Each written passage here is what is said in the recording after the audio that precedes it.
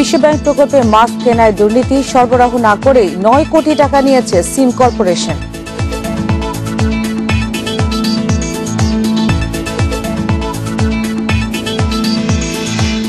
Supreme কোর্টের কর্মচারীদের দুর্নীতির নানা অভিযোগ, ভোগান্তির শঙ্কায় মুখ খোলেন না আইনজীবীরা।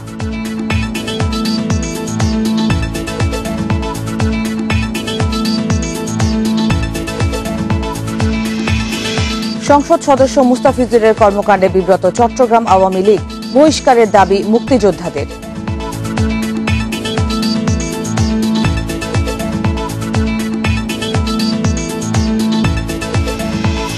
সহজে ব্যক্তির ফোন নম্বর পাচ্ছে অনেক প্রতিষ্ঠান, ব্যক্তিগত গোপনীয়তা রক্ষায় আইন করার তাগিদ।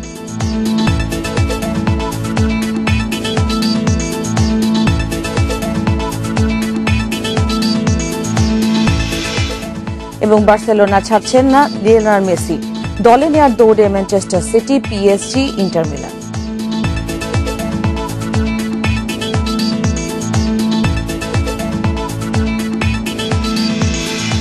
স্বাগত ইন্ডিপেন্ডেন্ট সংবাদে, আপনাদের সঙ্গে আছে আমি নুসরাত আফরিন। শিরোনাম শুনছিলেন, এবার বিস্তারিত। নিম্নমানের মাস্ক কেনা হয়েছে স্বাস্থ্যকর্মীদের জন্য, এমন দুর্নীতি হয়েছে বিশ্ব ব্যাংকের করোনা সুরক্ষা সরঞ্জাম প্রকল্পে। মাস্কগুলো এখনো পড়ে আছে সরবরাহকারী প্রতিষ্ঠান সিম কর্পোরেশনের গুদামে, অথচ তুলে নিয়েছে 9 কোটি টাকা। মঙ্গলবার প্রায় 2 লাখ মাস্ক জব্দ করেছে ভ্রাম্যমাণ আদালত। মহাখালীর DOHS সিম কর্পোরেশনের অফিস। ভেতরে যেতেই চোখে পড়ে মাস্কের সারি সারি কার্টুন। এগুলো এখানে পড়ে আছে 3 মাস ধরে। মাস্কের বাক্সের গায়ে লেখা FDA CE সার্টিফাইড, কিন্তু FDA এর ওয়েবসাইটে এই কোম্পানির নামই নেই। মাস্কে 5টি লেয়ার বা স্তর থাকার কথা থাকলেও আছে 4টি, তাও একেবারে পাতলা। চিকিৎসক, নার্স সহ এ পর্যন্ত করোনা আক্রান্ত হয়েছেন প্রায় 8000 স্বাস্থ্যসেবা কর্মী। তাদের সুরক্ষার জন্য ERPP প্রকল্পে কেনা হয়েছে KN95 মাস্ক। কিন্তু এই মাস্কের গায়ে খুবই স্পষ্ট করে লেখা আছে এগুলো সিভিল গ্রেডের, অর্থাৎ সাধারণ মানুষের ব্যবহারের জন্য। কোনোভাবে এগুলো চিকিৎসা সেবা কর্মীদের ব্যবহারের জন্য নয়। এসব মাস্ক আমদানিতে ওষুধ প্রশাসনের অনুমতি নেওয়া হয়নি। সরকারি কেনাকাটায় 3টি কমিটির সুপারিশ প্রয়োজন হলেও এক্ষেত্রে কমিটি করা হয়নি। এগুলো হচ্ছে আমাদের অনুমোদনবিহীন, ওরা কোনো ডকুমেন্ট দেখাতে পারে নাই। এগুলো কোন সোর্স থেকে নিছে, কোথায় থেকে নিছে, কোনো ডকুমেন্ট নাই। এগুলো আমাদের কোনো এনসি নাই, কোনো কাগজপত্র দেখেন নাই। প্রজেক্টের সাথে যারা জড়িত, সাবেক PD এবং DPD, যাদের যোগসাজশে ক্রয় কমিটির যে যথাযথ গাইডলাইন যেগুলো দেখার কথা ছিল সেগুলো মেনটেন না করে এখানে পেমেন্ট দেওয়া হয়েছে, প্রায় 9 কোটি টাকার মতো পেমেন্ট করা হয়েছে। তাদের বিরুদ্ধে দুদকে নিয়মিত মামলা করার জন্য আমি অর্ডার শিটে লিখবো আর কি। নির্বাহী ম্যাজিস্ট্রেট আরও জানান, সিম কর্পোরেশনের মালিকের বিরুদ্ধে বিশেষ ক্ষমতা আইনে মামলা করা হয়েছে। ধ্বংস করা হবে এসব নিম্নমানের মাস্ক।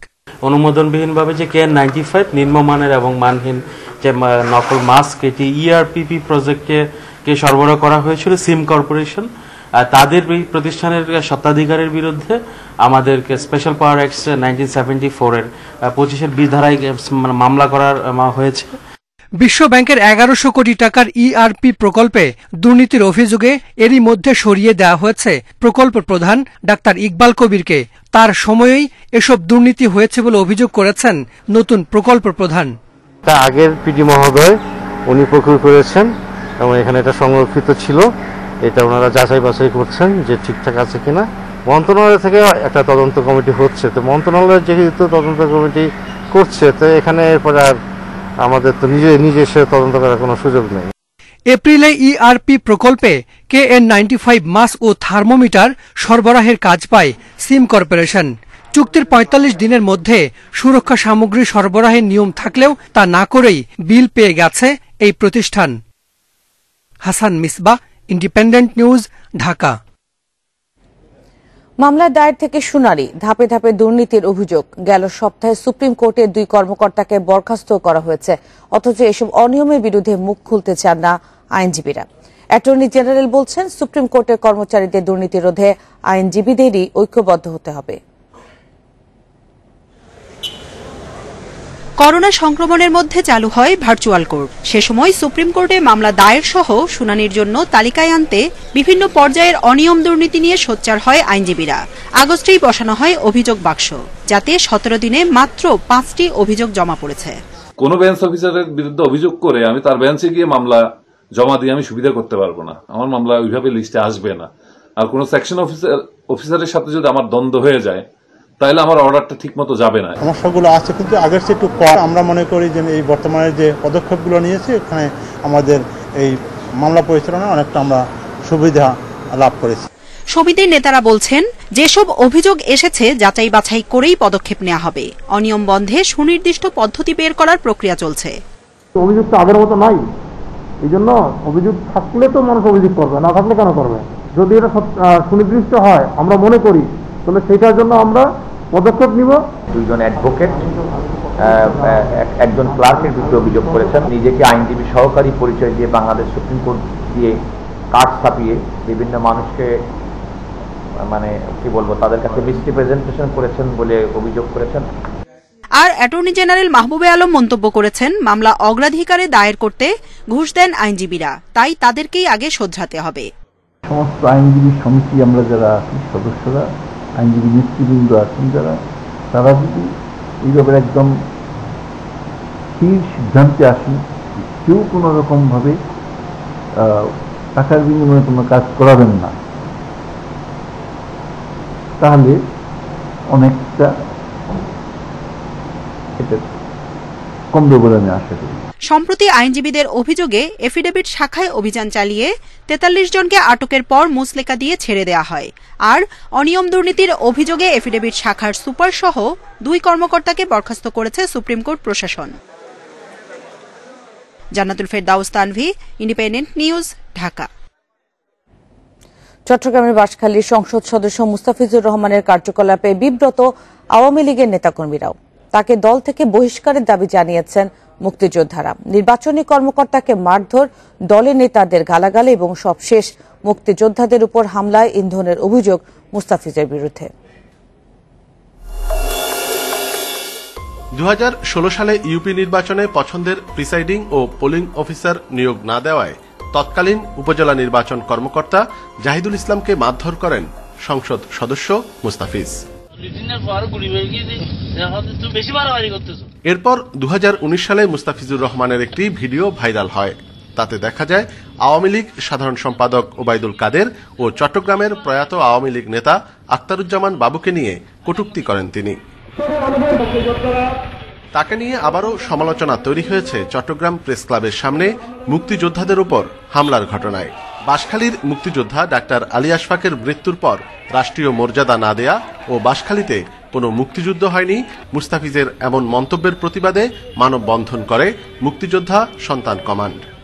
এমপি মুস্তাফিজ চট্টগ্রাম শহরের গেরিলা কমান্ডার মরহুম শহীদ মৌলভী সৈয়দের সম্পর্কে কটাক্ত করেছেন, তার পরিবার সম্পর্কে কটাক্ত করেছেন, বলখালীর মহান যুদ্ধের সম্পর্কে কটাক্ত উচ্চারণ করেছেন। সে বাঁশখালীতে মুক্তিযোদ্ধার উপর হামলা করেছে, মুক্তিযোদ্ধার পরিবারের উপর হামলা করেছে, বিভিন্ন মিথ্যা মামলা দিয়ে হয়রানি করছে।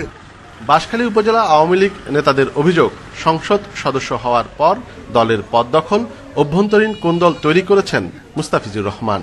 বাংলাদেশ আওয়ামী লীগে অনুপ্রবেশকারী, উনি মুক্তিযুদ্ধের চেতনা ধারণ করেন না। বাঁশখালী আওয়ামী লীগের সহসভাপতি থেকে আরম্ভ করে গুরুত্বপূর্ণ পদে যারা ছিলেন আছেন, তাদের কাউকে উনি আওয়ামী লীগের কোনো মিটিং মিছিলে বা কোনো অনুষ্ঠান করতে দিচ্ছেন না। তার এই সমস্ত কর্মকাণ্ডে আমরা বিব্রত এবং তার কারণে আমাদের দলের বামপন্থী অনেক প্রশ্নবিদ্ধ হচ্ছে। খুব শীঘ্রই হাইকমান্ডের সাথে আলাপ করে তার বিরুদ্ধে আমরা সাংগঠনিক ব্যবস্থা গ্রহণ করব। এ ধরনের ঘটনার পর বরাবরই গণমাধ্যমের সঙ্গে সব ধরনের যোগাযোগ বন্ধ রাখেন এই সংসদ সদস্য। এবারও তার ব্যতিক্রম হয়নি। অনুপম শীল, ইন্ডিপেন্ডেন্ট নিউজ, চট্টগ্রাম। সুস্থ হলেও হাসপাতালে আছেন ক্যাসিনো কাণ্ডে গ্রেফতার বহিষ্কৃত যুবলীগ নেতা ইসমাইল হোসেন সম্রাট। বঙ্গবন্ধু মেডিকেল বিশ্ববিদ্যালয় হাসপাতালের প্রিজন সেলে 5 ঘণ্টা তাকে জিজ্ঞাসাবাদ করে দুদক। তবে কমিশন সচিব বলছেন বাড়তি কোনো তথ্য বের করতে পারেননি তারা। বেলা 11টার দিকে দুদকের উপপরিচালক জাহাঙ্গীর হোসেনের নেতৃত্বে একটি দল বঙ্গবন্ধু মেডিকেল বিশ্ববিদ্যালয় হাসপাতালে যান। 11:30 থেকে সম্রাটকে জিজ্ঞাসাবাদ শুরু করেন তারা। 12 নভেম্বর 2,94,80,00,000 টাকার অবৈধ সম্পদ অর্জনের অভিযোগে সম্রাটের বিরুদ্ধে মামলা করে দুদক। মঙ্গলবার প্রিজন সেলের জিজ্ঞাসাবাদে বাড়তি কোনো তথ্য বের করতে পারেনি দুদক। তদন্তের স্বার্থে আজকে তাকে আমাদের একজন উপপরিচালক জাহাঙ্গীর আলমের নেতৃত্বে বঙ্গবন্ধু শেখ মুজিবুর রহমান মেডিকেল কলেজ হাসপাতালে জিজ্ঞাসাবাদ করা হয়েছে। অসুস্থ অবস্থায় তাকে কেন জিজ্ঞাসাবাদ করা হলো এমন প্রশ্নের জবাবে দুদক সচিব জানান, ডাক্তারের অনুমতি নিয়ে সুস্থতা নিশ্চিত করেই তাকে জিজ্ঞাসাবাদ করা হয়েছে। হাসপাতালের কর্তৃপক্ষের অনুমতি নিয়ে এবং তার সুস্থতা জেনে আমাদের তদন্তকারী কর্মকর্তা জিজ্ঞেস করেছেন। গত বছর দুর্নীতি বিরোধী অভিযান শুরু হলে আলোচনায় আসে সম্রাটের নাম। 6 অক্টোবর কুমিল্লা থেকে তাকে গ্রেপ্তার করে র্যাব। রিশাদ হুদা, ইন্ডিপেন্ডেন্ট নিউজ, ঢাকা। প্রতারণার মাধ্যমে মাত্র 2.5 বছরে 91 কোটি টাকা হাতিয়ে নেন রিজেন্ট হাসপাতালের চেয়ারম্যান মোহাম্মদ শাহেদ। তার ব্যাংক হিসাব পর্যবেক্ষণ করে বিষয়টি নিশ্চিত হয়েছে সিআইডি। মঙ্গলবার রাজধানীর উত্তরা পশ্চিম থানায় শাহেদ ও তার সহযোগীদের বিরুদ্ধে মানি লন্ডারিং আইনে মামলা করেছে সংস্থাটি। সিআইডি বলছে, শাহেদ ও তার সংশ্লিষ্টদের 43টি ব্যাংক হিসাবে জমা ছিল 91 কোটি 70 লাখ টাকা। এর মধ্যে তিনি তুলে নেন 90 কোটি 47 লাখ টাকা। সিআইডি বলছে, এই টাকার উৎস প্রতারণা ও জালিয়াতি। এ পর্যন্ত মোহাম্মদ শাহেদ ও সংঘবদ্ধ চক্রের সদস্যদের বিরুদ্ধে 30টি মামলার তথ্য পেয়েছে সিআইডি।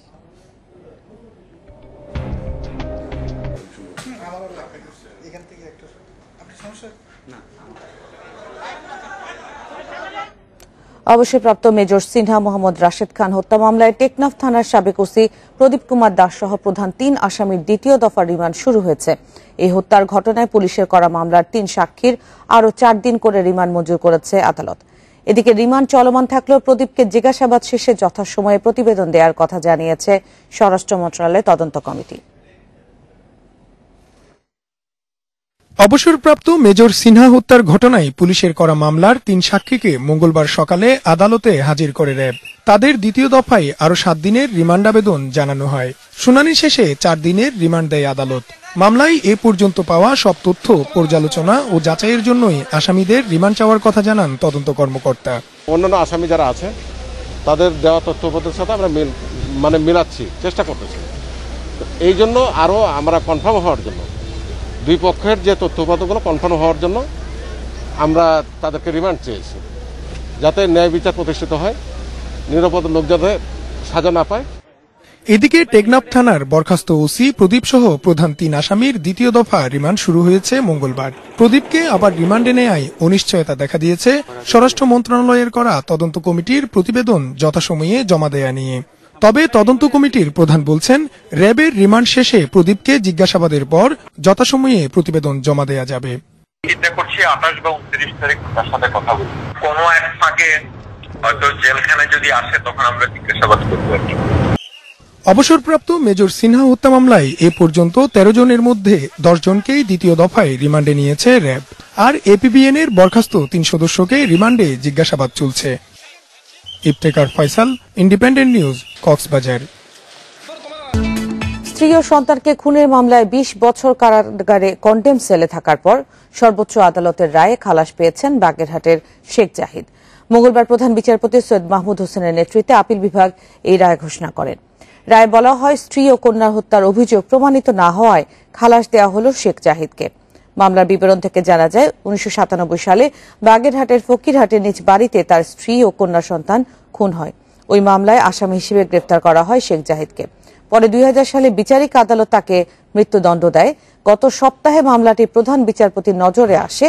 এরপর মামলাটির শুনানি হয় এবং মামলার বিভিন্ন অসঙ্গতি প্রকাশ পাওয়ায় শেখ জাহিদকে খালাস দেওয়ার নির্দেশ দেন আপিল বিভাগ।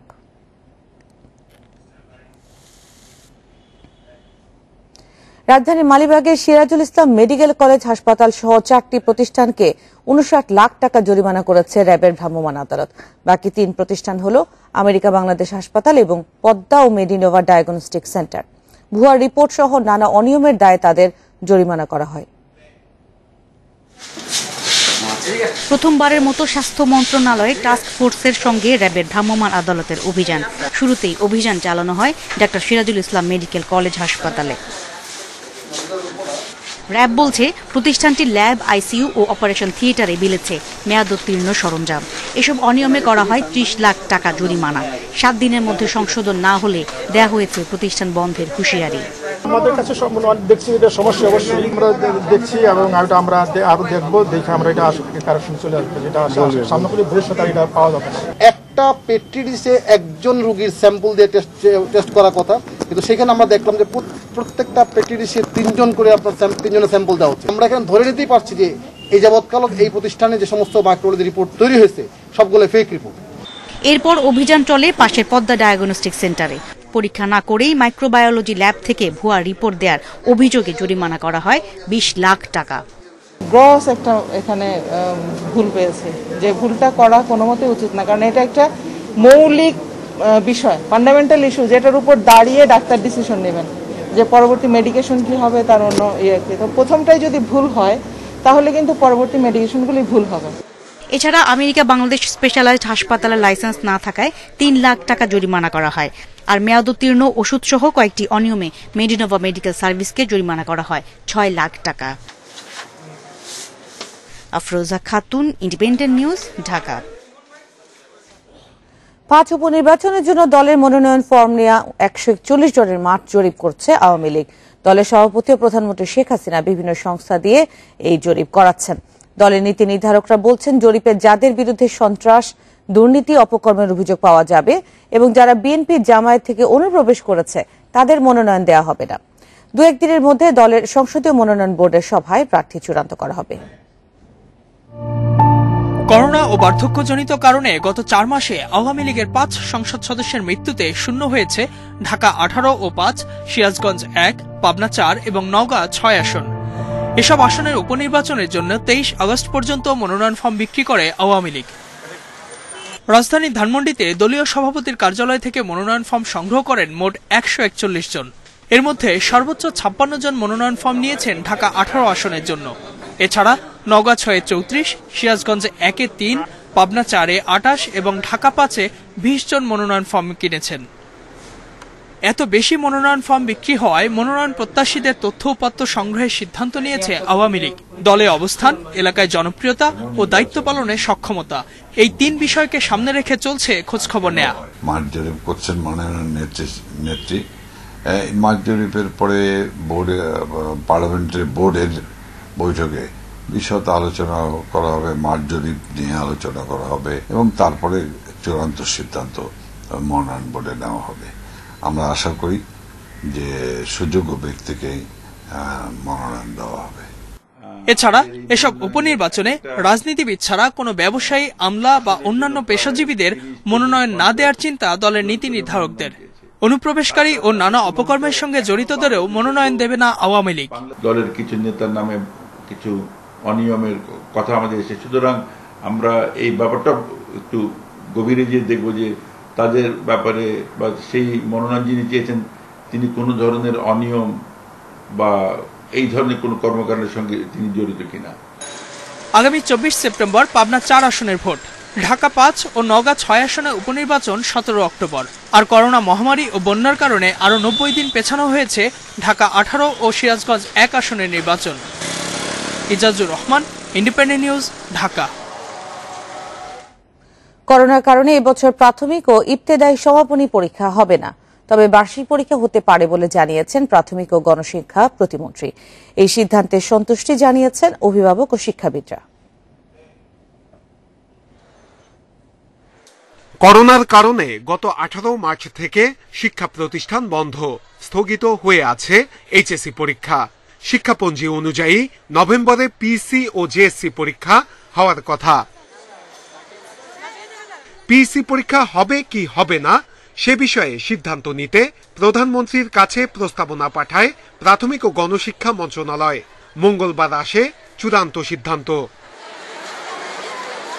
যেহেতু পিএসসি পরীক্ষা হচ্ছে না, মূল্যায়নের ভিত্তিতে শিক্ষার্থীদের ষষ্ঠ শ্রেণীতে উত্তীর্ণ করা হবে।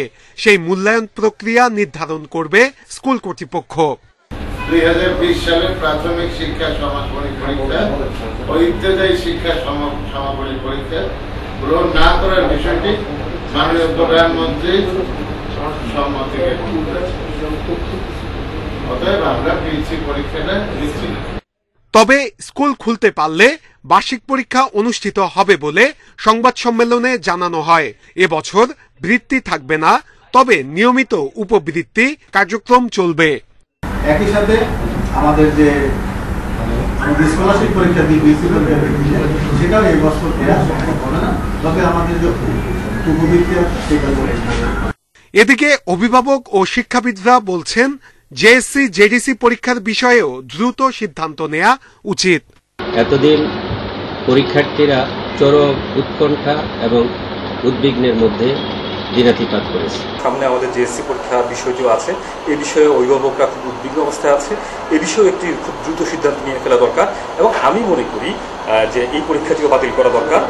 শিক্ষা প্রতিষ্ঠানের ছুটি বাড়বে কিনা সে বিষয়ে চলতি সপ্তাহের মধ্যে সিদ্ধান্ত হবে বলে জানিয়েছে মন্ত্রণালয়। নূরে আলম, ইন্ডিপেন্ডেন্ট নিউজ, ঢাকা। ব্যক্তিগত ফোন নম্বর সহজেই পেয়ে যাচ্ছে বিভিন্ন প্রতিষ্ঠান। সেগুলো পণ্য ও সেবার বিজ্ঞাপনী, SMS ও কলের জন্য ব্যবহার হচ্ছে। ব্যবসায়ীরা বলছেন প্রচারের সুবিধার্থে এই কাজ করছেন তারা, কিন্তু এতে বেশিরভাগ মানুষই বিরক্ত। গোপনীয়তা নষ্ট হওয়ার অভিযোগ তুলে আইনি ব্যবস্থা নেওয়ার দাবি অনেকের। আপনি কি স্যার কোনো প্ল্যান করছেন ফ্ল্যাট কেনার বা কমার্শিয়াল স্পেস কেনার ব্যাপারে? পণ্যের বিজ্ঞাপনের জন্য প্রায় সবার মোবাইলেই আসছে এমন কল ও SMS। মোবাইল অপারেটরদেরও নানা অফার আসে প্রতিনিয়ত। ঘন ঘন এমন কল ও SMS এ বিরক্ত অনেকেই। এই নাম্বারগুলো দেখা যাচ্ছে খুবই প্রাইভেসি নাম্বার, কিন্তু এই নাম্বারগুলো সচরাচর সব জায়গায় দেওয়া হয় না। কিন্তু তারপরেও এমন জায়গা থেকে ফোন আসে, এই নাম্বারগুলো তাদের কাছে কিভাবে চলে যায় এটা আনএক্সপেক্টেড। ঢালাওভাবে পাঠানো SMS ও কলের বেশিরভাগই গ্রাহকের অপ্রয়োজনীয়। দরকার না থাকলেও গৃহশিক্ষক, ভ্রমণের ইচ্ছা না থাকলেও ভিসার সেবা দেওয়ার বিজ্ঞাপন দেওয়া হচ্ছে। শত কোটি টাকার মালিককে মাত্র কয়েক লাখ টাকা ঋণ দেওয়ার অফারও দেওয়া হচ্ছে। একটা মিটিং এর ভিতরে আছি, খুব জরুরি কথা বলতেছি, এর ভিতরে হঠাৎ কলটা আসলো, জিজ্ঞেস করলো আপনাকে মাস্ক লাগবে কিনা, অথবা লোন লাগবে কিনা, আপনার বাড়ি কিনবেন কিনা, জমি কিনবেন কিনা, আমরা এই জিনিস বিক্রি করতেছি, আপনি মাস্ক কিনবেন, এখন যে আমাদের ইয়েতে মাস্ক কিনবেন কিনা। এই জিনিসগুলো খুবই ডিস্টার্বিং। মার্কেটিং সেবা দেওয়া প্রতিষ্ঠানগুলো বলছে যারা পণ্যের বিজ্ঞাপন দিচ্ছে তারাই গ্রাহকের ফোন নাম্বার সরবরাহ করে থাকে। তবে ই-কমার্স ব্যবসায়ীরা বলছেন মার্কেটিং কোম্পানিগুলোও নিজস্ব ডেটাবেস ব্যবহার করছে। কথার কথা, এখানে হয়তো স্বপ্ন এসিআই তারা হয়তো একটা মার্কেটিং করছে, তাদের হয়তো ছোট ছোট হয়তো প্রতিদিনের দৈনিক বাজারের একটা ব্যাপার আছে, সেটার মার্কেটিংটা অবভিয়াসলি SMS এর মাধ্যমে ফ্রুটফুল হবে, সেটা আমরা ফ্যাসিলিটেট করি। বাট বেশিরভাগ ক্ষেত্রে আমরা যেটা দেখি সেম পার্সন ক্ষেত্রে কিন্তু কাস্টমার কিন্তু তাদের নিজেদের ডেটাবেসই ব্যবহার করছে। আমি যদি বলি যে কোনো একটা সার্ভিস প্রোভাইডারকে যাচ্ছে, ঠিক আছে, আমি চাচ্ছি যে FBCCI তে যারা মেম্বার আছে তাদের সবাইকে একটা আমি গ্রিটিংস পাঠাতে চাই, ঈদ মোবারক পাঠাতে চাই। তো দেখা যায় যে তার কাছে হয়তো অলরেডি সেই ডেটাবেসটা রয়েছে, তখন তাকে হয়তো আমার দেওয়া লাগলো না, সে নিজেই পাঠিয়ে দিল সেখান থেকে। ব্যক্তিগত তথ্যের গোপনীয়তা রক্ষা ও সংরক্ষণে গ্রাহকদেরও সচেতন হতে হবে বলে মনে করছেন সংশ্লিষ্টরা। তবে এজন্য আইন থাকা জরুরি বলে মনে করছেন তারা। Sajjad Hossain, independent news, Dhaka. সেপ্টেম্বরের শেষে আরেক দফা বন্যার আশঙ্কার কথা জানিয়েছেন দুর্যোগ ব্যবস্থাপনা ও ত্রাণ প্রতিমন্ত্রী মোহাম্মদ এনামুর রহমান। মঙ্গলবার সচিবালয়ে তিনি আরো বলেন, অক্টোবরে আশঙ্কা আছে ঘূর্ণিঝড়ের। প্রতিমন্ত্রী জানান 4 দফা বন্যায় 33 জেলায় 5,972 কোটি 74 লাখ টাকার ক্ষতি হয়েছে। আগামী 10 বছরে দেশকে বন্যা সহনীয় রাষ্ট্র হিসেবে গড়ে তোলা হবে। সেজন্য 110টি আশ্রয় কেন্দ্র ও 20টি সাইক্লোন শেল্টার নির্মাণে উদ্যোগ নেওয়া হয়েছে। এনামুর রহমান জানান, এবারের বন্যা দুর্গতদের 20,310 টন চাল ও নগদ 4 কোটি 41 লাখ টাকা সহায়তা দেওয়া হয়েছে। 5,972 কোটি 74 লক্ষ 62,076 কোটি টাকা ক্ষয়ক্ষতি নিরূপণ করা হয়েছে এবং আমরা জাইকা থেকে 113 কোটি টাকার একটি সাহায্য পেয়েছি। সেটা দুর্যোগ ব্যবস্থাপনা ত্রাণ মন্ত্রণালয়, স্থানীয় সরকার মন্ত্রণালয় এবং পানি সম্পদ মন্ত্রণালয়কে ভাগ করে দেওয়া হবে। তারা তাদের যে ক্ষয়ক্ষতি আছে সেটা পূরণের জন্য তারা কাজ করে যাবে। জামালপুরে 3 দফা বন্যায় ফসল, রাস্তাঘাট, ব্রিজ, কালভার্টে কয়েকশো কোটি টাকার ক্ষতি হয়েছে বলছে প্রশাসন। কৃষির ক্ষতি কাটিয়ে উঠতে রোপা আমন চাষ শুরু করেছেন চাষিরা। তবে রাস্তাঘাট ও ব্রিজ কালভার্ট মেরামত না হওয়ায় যাতায়াতে চরম দুর্ভোগে পড়ছেন যাত্রীরা। এদিকে বন্যার পানি নামার পর জামালপুরে ইসলামপুরে নদী ভাঙন দেখা দিয়েছে। বন্যা নিয়ন্ত্রণ বাঁধের 60 মাটি ধসে পড়েছে। এ বিষয়ে আরো জানতে এবং যোগ দিচ্ছেন আমাদের সহকর্মী দুলাল হোসেন। দুলাল, বন্যায় কৃষির ক্ষতি কাটাতে চাষিদের আসলে কি ধরনের সহায়তা করছে প্রশাসন, আর ক্ষতিগ্রস্ত রাস্তাঘাট, ব্রিজ, কালভার্ট মেরামতে কি ধরনের উদ্যোগ নেওয়া হয়েছে? দেখুন, গত 25শে জুন থেকে জামালপুরে বন্যা শুরু হওয়া 3 দফা বন্যায় প্রায় 1 মাসেরও অধিক সময় কিন্তু জামালপুর জেলার বন্যা শুরু হওয়া 3 দফা বন্যায় প্রায় 1 মাসেরও অধিক সময় কিন্তু জামালপুর জেলার প্রায় 10 লক্ষ মানুষ কিন্তু দীর্ঘ 1 মাসের অধিক সময় পানিবন্দী ছিল। এই 3 দফা বন্যার কালীন সময়ে কৃষি, রাস্তাঘাট এবং ব্রিজ, কালভার্ট সহ গ্রামীণ অবকাঠামোর কিন্তু ব্যাপক ক্ষতি হয়েছে। এবং জেলা ত্রাণ পুনর্বাসনের যে সব তথ্য পেয়েছি তাতে দেখা গেছে যে জামালপুরে প্রায় এলজিডি শুধু 500 কোটি টাকার রাস্তাঘাট, ব্রিজ, কালভার্টের ক্ষতি হয়েছে। এছাড়া প্রায় 150 কোটি টাকার কিন্তু ফসলের ক্ষতি হয়েছে, কৃষি বিভাগ এমনটাই আমাকে জানিয়েছে। এই 150 কোটি টাকার ফসল ক্ষতি হলেও কিন্তু কৃষকরা পানি নেমে যাওয়ার সাথে সাথে এই ক্ষতি কাটিয়ে উঠতে রূপা আমন চাষ শুরু করেছে। তবে জ্বালার সংকট বীজের সংকটের কারণে কিন্তু অনেক কৃষক এখনো তাদের জমিতে রোপণ করতে পারেনি। আর যদি আমি রাস্তাঘাটের ক্ষয়ক্ষতির কথা বলি, যে গ্রামীণ অবকাঠামো বন্যায় যেসব রাস্তাঘাট ক্ষতিগ্রস্ত হয়েছে সেসব রাস্তাঘাট কিন্তু এখনো মেরামতের কোনো উদ্যোগ নেওয়া হয়। তবে এবং সড়ক, জনপথ ও জনপ্রশাসনের পক্ষ থেকে বলা হয়েছে যেসব রাস্তাঘাট ক্ষতিগ্রস্ত হয়েছে সেসব রাস্তাঘাটের তালিকা এবং করে একটি প্রকল্প তৈরি করে সংশ্লিষ্ট মন্ত্রণালয়ে পাঠানো হয়েছে। দুলাল হোসেন জানাচ্ছিলেন বন্যা পরিস্থিতির খবর জামালপুর থেকে। দিনাজপুরে ফুলবাড়ি ট্র্যাজেডি দিবস আজ। 2006 সালের এই দিনে ফুলবাড়ি উপজেলায় কয়লা খনি প্রকল্প বাতিল এবং যুক্তরাজ্য ভিত্তিক কোম্পানি এশিয়া এনার্জি প্রত্যাহারের দাবিতে বিক্ষোভ করেন ফুলবাড়ির মানুষ। বিক্ষুব্ধ জনতার উপর পুলিশ ও তৎকালীন বিডিআর গুলি চালালে ঘটনাস্থলে মারা যান 3 জন। এছাড়াও গুলিবিদ্ধ হয়ে 2 শতাধিক মানুষ আহত হন। প্রতি বছর নানা কর্মসূচিতে দিবসটি স্মরণ করা হলেও করোনার কারণে এবার সীমিত পরিসরে কর্মসূচি পালন করা হচ্ছে। ভোরে ফুলবাড়িবাসী তেল, গ্যাস, খনিজ সম্পদ, বিদ্যুৎ, বন্দর, জাতীয় রক্ষা কমিটি, স্থানীয় পেশাজীবী সংগঠনের পক্ষ থেকে কালো ব্যাচ ধারণ, কালো পতাকা উত্তোলন করা হয়। এছাড়া সকাল 10টার দিকে শোক শোভাযাত্রায় অংশ নেবে সংগঠনের নেতাকর্মীদের পাশাপাশি এলাকাবাসী। এছাড়াও দিনাজপুরের নিমতলা মোড়ে হবে প্রতিবাদ সমাবেশ।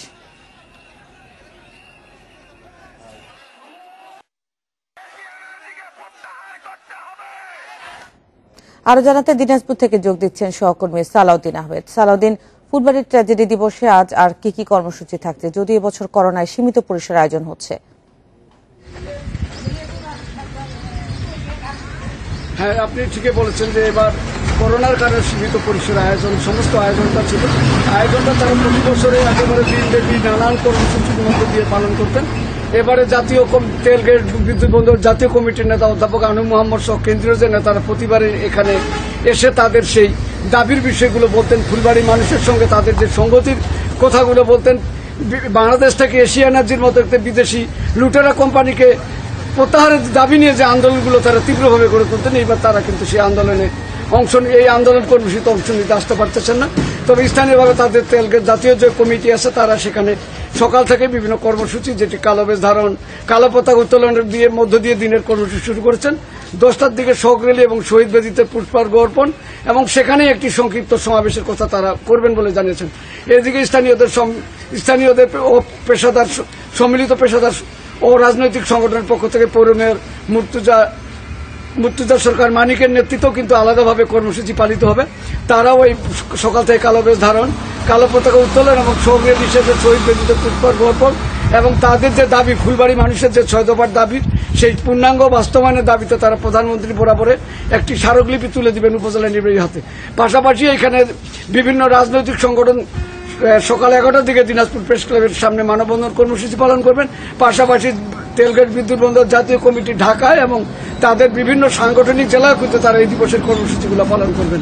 যে ফুলবাড়িবাসীর যে মূল দাবিটা হচ্ছে তাদের যে মূল দাবি ছিল যে ফুলবাড়ি থেকে এশিয়া এনার্জিকে প্রত্যাহার করতে হবে, সেই এশিয়া এনার্জির চুক্তির মেয়াদ শেষ হয়ে গেল।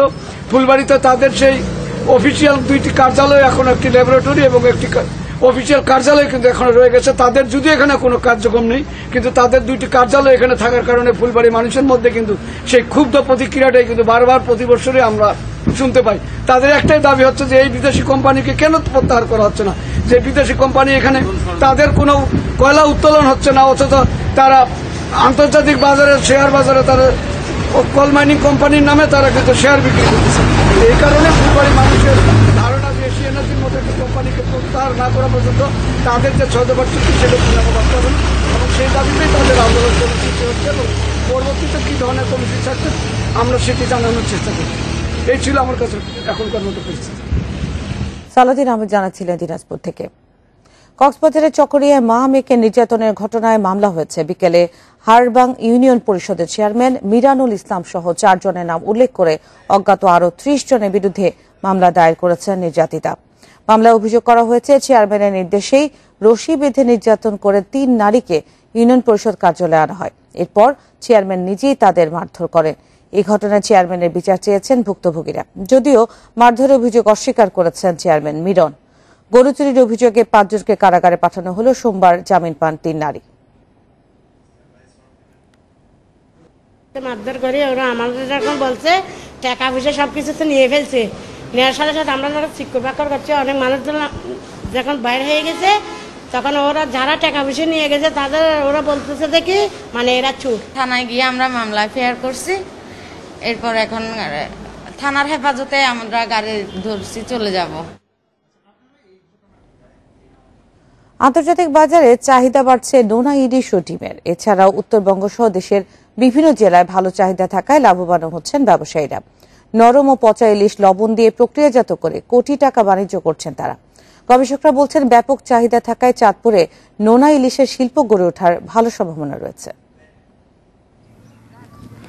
পদ্মা, মেঘনা এবং ডাকাতিয়া এই 3 নদীর মোহনায় গড়ে উঠেছে চাঁদপুর। প্রতি বছর সমুদ্রের নোনা পানি থেকে এই মিঠা পানিতে মা ইলিশ ছুটে আসে ডিম ছাড়তে। ইলিশের প্রজনন বৃদ্ধিতে সরকার এরই মধ্যে এই জেলার শাটনল থেকে শুরু করে চর আলেকজান্ডার পর্যন্ত প্রায় 100 কিলোমিটার এলাকা ইলিশের অভয়াশ্রম ঘোষণা করা হয়েছে। ইলিশের মৌসুমে চাঁদপুর বড় স্টেশন ঘাটে প্রতিদিন আসে কয়েকশো মন মাছ। এসব মাছ জেলেদের নৌকায় সংরক্ষণ করা হয় কয়েকদিন। বরফ, মাছের চাপ এবং পরিবহনের সময় কিছু ইলিশ নরম হয়ে যায়। সেই মাছ দিয়েই তৈরি হয় নোনা ইলিশ।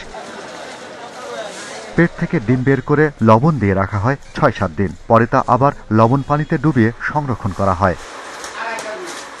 1 মণ ইলিশ থেকে 5-6 কেজি ডিম সংরক্ষণ করা হয়। ইলিশের ডিমের চাহিদা বেশি থাকায় 1200-1300 টাকা কেজি দরে বিক্রি করা হয়, যা পরবর্তীতে দেশের বিভিন্ন নামকরা রেস্টুরেন্ট সহ ইউরোপ ও আমেরিকায় রপ্তানি করা হয়। ডিমগুলো আমাদের এখানে ওই যে কাটার পরে ফ্যাক্টরিতে নিয়ে যায়, চট্টগ্রাম ফ্যাক্টরিতে নেয়। ফ্যাক্টরিতে নিয়ে আমরা এগুলো আর কি বিক্রি করি ওনাদের কাছে। তো ওনাদের পাঠায় দিলে ওনার ওই ফ্যাক্টরিতে ওটা বাইরে বিদেশের সাপ্লাই দেয়। নদীতে যখন ইলিশ থাকে না তখন চাহিদা বাড়ে নোনা ইলিশের। শীতের সময় ঢাকা, জামালপুর, শেরপুর, ময়মনসিংহ, নেত্রকোনা, পাবনা, কিশোরগঞ্জ সহ দেশের উত্তরবঙ্গে নোনা ইলিশের ব্যাপক চাহিদা থাকে। তখন এই ইলিশ প্রতি কেজি প্রকারভেদে 400 থেকে 700 টাকায় বিক্রি হয়। বৈশাখের সময় যখন ঝড় বৃষ্টি হয় তখন এলাকার গুড়াগাড়া মাছ না থাকার পরে যখন ওই ধান কাটা আসে তখন ওই একজন ইয়ার ভিতরে 200-250 লেবার লাগে।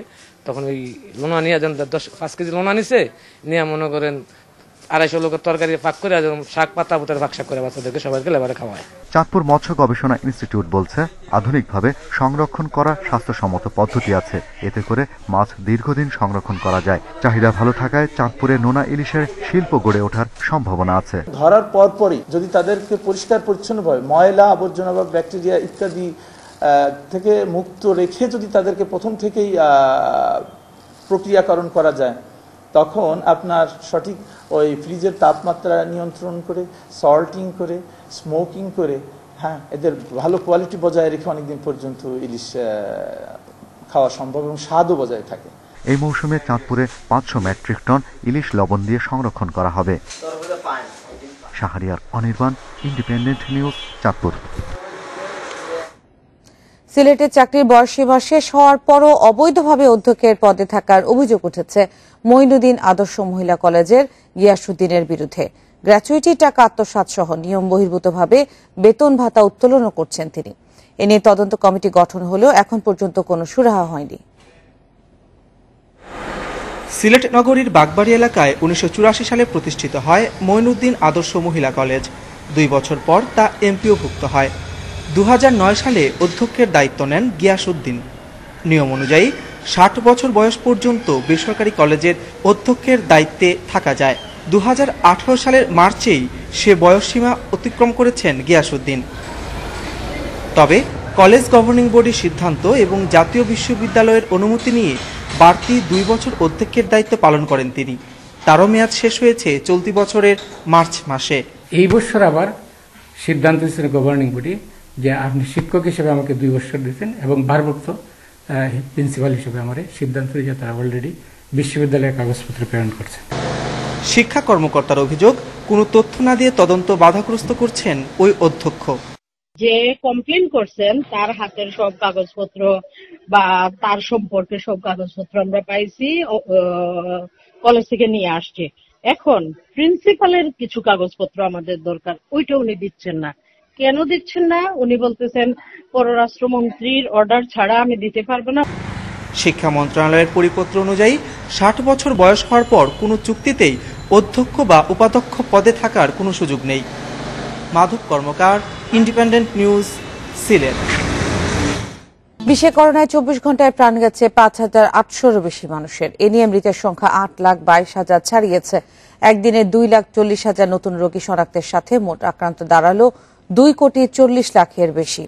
2 দিন কম থাকার পর যুক্তরাষ্ট্রে আবারও বেড়েছে প্রাণহানি। 24 ঘন্টায় সবচেয়ে বেশি 1,290 জনের মৃত্যু হয়েছে দেশটিতে। এ নিয়ে মৃতের সংখ্যা 1,82,000 ছাড়িয়েছে। নতুন করে ভাইরাস শনাক্ত হয়েছে 39,000-এর বেশি। ব্রাজিলে একদিনে প্রাণ গেছে 1,215 জনের। নতুন করে সংক্রমিত হয়েছে প্রায় 47,000 মানুষ। আজও সবচেয়ে বেশি রোগী শনাক্ত ভারতে। 24 ঘন্টায় দেশটিতে করোনা শনাক্ত হয়েছে প্রায় 67,000 মানুষের দেহে। নতুন 1,066 জনের মৃত্যুর সাথে ভারতের মোট মৃতের সংখ্যা এখন 59,500-এর বেশি। এদিকে বিশ্ব স্বাস্থ্য সংস্থা বলছে দক্ষিণ পূর্ব এশিয়া ছাড়া বিশ্বে কমেছে করোনার প্রকোপ।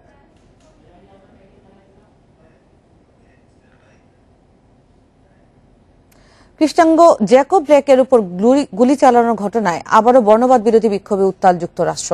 দ্বিতীয় রাতের মতো উইসকনসিনের ক্যানুসায় পুলিশের সঙ্গে বিক্ষোভকারীদের সংঘর্ষ হয়েছে। এ সময় বেশ কটি ভবন ও গাড়িতে আগুন ধরিয়ে দেওয়া হয়। লুইজিয়ানা রাজ্যে কৃষ্ণাঙ্গ নিহতের 2 দিনের মাথায় রোববার পুলিশের বর্বরতার শিকার আরেক কৃষ্ণাঙ্গ যুবক। সামাজিক যোগাযোগ মাধ্যমে ছড়িয়ে পড়া ভিডিওতে দেখা যায় উইসকনসিনে 29 বছরের জ্যাকব ব্লেককে পেছন থেকে বন্দুক নিয়ে তাড়া করছেন 2 পুলিশ সদস্য। এরপরই ব্লেকের উপর কয়েকবার গুলি চালায় তারা। এ সময় তার সঙ্গে ছিল 3 সন্তান। হঠাৎ করেই ব্লেককে হাতকড়া পরিয়ে দেয় পুলিশ। সন্তানরা সেখানেই ছিল। তারা বেশ ভয় পেয়েছে। এর পরের ঘটনা আরো ভয়াবহ। তারা একের পর এক গুলি চালিয়েছে। সন্তানের সামনে বাবার উপর এমন ঘটনা দুর্ঘটনা নয়। আমাদের সম্প্রদায়ের উপর পুলিশের বর্বরতা নিত্যদিনের। ব্লেকের উপর এমন ঘটনা আবারও প্রমাণ করে জর্জ ফ্লয়েড আর তার পরের ঘটনা থেকে পুলিশ ও প্রশাসন কিছুই শেখেনি। এই ঘটনায় পুলিশের বর্বরতার বিরুদ্ধে আবারও উইসকনসিনের রাজপথে বর্ণবাদ বিরোধীরা। ব্ল্যাক লাইভস ম্যাটার আর নো জাস্টিস নো পিস স্লোগানে মুখর চারপাশ। বিক্ষোভ দমনে মোতায়েন করা হয়েছে ন্যাশনাল গার্ডের 1000 খানেক সদস্য। অভিযুক্ত পুলিশ কর্মকর্তাদের সাময়িক বরখাস্ত করা হয়েছে। দোষীদের বিচারের আশ্বাস দিয়েছেন রাজ্যের গভর্নর। আমরা ভুক্তভোগী পরিবারের পাশে আছি। জড়িতদের বিরুদ্ধে সব ধরনের ব্যবস্থা নেওয়া হবে। সবাইকে শান্ত ও ধৈর্য ধরার আহ্বান জানাচ্ছি। এর আগে 25 মে মিনিয়াপোলিসে পুলিশের হেফাজতে কৃষ্ণাঙ্গ জর্জ ফ্লয়েড হত্যার পর বর্ণবাদ বিরোধী বিক্ষোভে উত্তাল হয়ে ওঠে গোটা যুক্তরাষ্ট্র। সায়রা খান, ইন্ডিপেন্ডেন্ট নিউজ। বার্সেলোনা ছাড়বেন লিওনেল মেসি, এমন খবরে বেশ কদিন ধরে গণমাধ্যম সরব ছিল। অবশেষে তাই সত্যি হলো। বার্সায় থাকতে চান না মেসি, সেটা ক্লাবকে আনুষ্ঠানিকভাবে জানিয়েও দিয়েছেন। এই গ্রীষ্মে ন্যু ক্যাম্প ছাড়ার কথা বলেছেন আর্জেন্টাইন সুপারস্টার। মেসি বার্সেলোনা ছাড়তে পারেন সেটা কেবলই গুঞ্জন মনে হয়েছে, যদিও বায়ার্ন ধাক্কার পর দিনকে দিন সেই গুঞ্জন পরিণত হয় শঙ্কায়। ক্লাব ম্যানেজমেন্ট তাদের প্ল্যানিং আর ট্রফিহীন মৌসুম মেসিকে সিদ্ধান্ত নিতে বাধ্য করেছে। নতুন কোচ কোমেনকে ভবিষ্যৎ নিয়ে বার্তাও দিয়েছিলেন। মেসি আনুষ্ঠানিকভাবে জানালেন বার্সা ছাড়বেন, সেটা ফ্যাক্সের মাধ্যমে। চিঠি দিয়ে জানাতে হলো সিদ্ধান্ত, যেখানে মেসি কন্ট্রাক্ট টার্মিনেট করার অনুরোধ জানিয়েছেন, যাতে ফ্রি ট্রান্সফারে ভিড়তে পারেন পরের ঠিকানায়। এখন রিলিজ ক্লজের 632 মিলিয়ন পাউন্ড নিয়ে যত সমস্যা। চুক্তিপত্র অনুযায়ী গেল 10 জুনের মধ্যে মেসি তার ইচ্ছার কথা জানালে বিনা ফিতে ক্লাব ছাড়ার সুযোগ পেতেন। তবে মেসির আইনজীবী মনে করছেন করোনা সংকটে ফুটবল মৌসুম দীর্ঘ হয়, শর্তের কার্যকারিতাও 31 আগস্ট পর্যন্ত বাড়বে। মেসি তার কথা জানিয়ে দিয়েছেন, এখন বার্সা ম্যানেজমেন্টের পালা। জরুরি মিটিংয়ে কি সিদ্ধান্ত আসে তাই জানার অপেক্ষা। যদি মেসির চাওয়া মেনে নেয় বার্সা বোর্ড, তার পরের প্রতীক্ষা কোথায় ভিড়বেন Argentine superstar.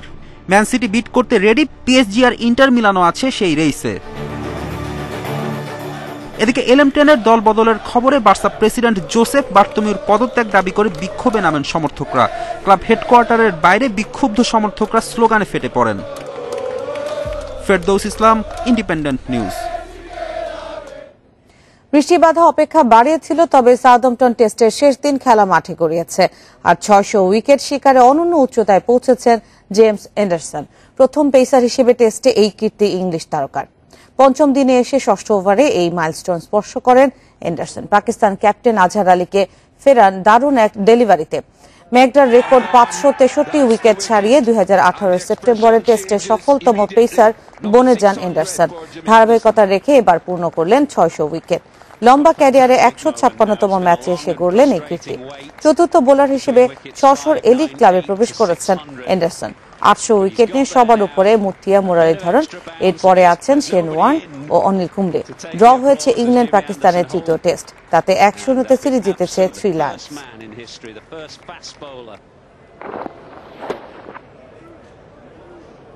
Extra bounce with an old ball, 62 overs old this ball, and a death. করোনার ধাক্কা লেগেছে ঝালকাঠির ভীমরুলির ভাসমান হাটেও। অন্যান্য বছরের মতো এবার পেয়ারার মৌসুমে নেই পাইকারের ভিড়, যাচ্ছেন না কোনো পর্যটকও। বেচাকেনা কম হওয়ায় ক্ষতির মুখে চাষিরা।